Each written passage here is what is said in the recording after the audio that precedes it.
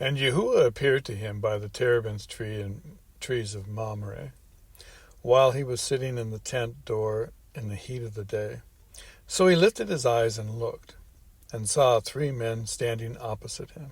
And when he saw them, he ran for the tent door to meet them, and bowed himself to the ground and said, Yahuah, if I have now found favor in your eyes, please do not pass your servant by. Please let a little water be brought, and wash your feet, and rest yourselves under the tree. And let me bring a piece of bread, and refresh your hearts, and then go on, for this is why you have come to your servant. And they said, do as you have said. So Abraham ran to the tent to Sarah and said, hurry, make 3 measures of fine flour, knead it, and make cakes. And Abraham ran to the herd, took a tender and good calf, gave it to a young man, and he hurried to prepare it. And he took curds and milk and the calf which he had prepared, and set it before them. And he stood by them under the trees as they ate. And they said to him, where is Sarah your wife? And he said, see, in the tent. And he said, I shall certainly return to you according to the time of life. And see, Sarah, your wife, is to have a son. And Sarah was listening in the tent door, which was behind him. Now Abraham and Sarah were old, well advanced in age, and Sarah was past the way of women.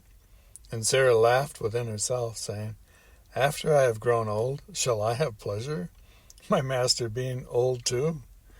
And Yahuah said to Abraham, why did Sarah laugh, saying, shall I truly have a child since I am old? Is any matter too hard for Yahuah? At the appointed time I am going to return to you, according to the time of life, and Sarah is to have a son. But Sarah denied it, saying, I did not laugh, for she was afraid. And he said, no, but you did laugh. And the men rose up from there and looked toward Sodom, and Abraham went with them to send them away. And Yahuah said, shall I hide from Abraham what I am doing, since Abraham is certainly going to become a great and mighty nation, and all the nations of the earth shall be blessed in him?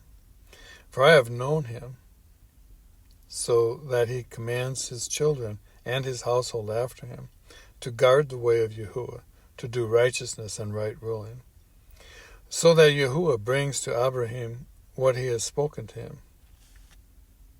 And Yahuah said, because the outcry against Sodom and Gomorrah is great, and because their sin is very heavy, I am going down now to see whether they have done altogether according to the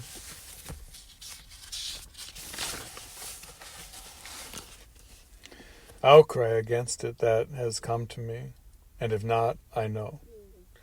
So the men turned away from there and went toward Sodom, but Yahuah still stood before Abraham.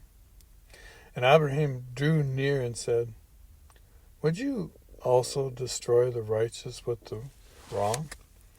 Suppose there are 50 righteous within the city. Would you also destroy their place and not spare it for the 50 righteous that were in it? Far be it from you to act in this way, to slay the righteous with the wrong, so that the righteous should be as the wrong. Far be it from you. Does the judge of all the earth not do right?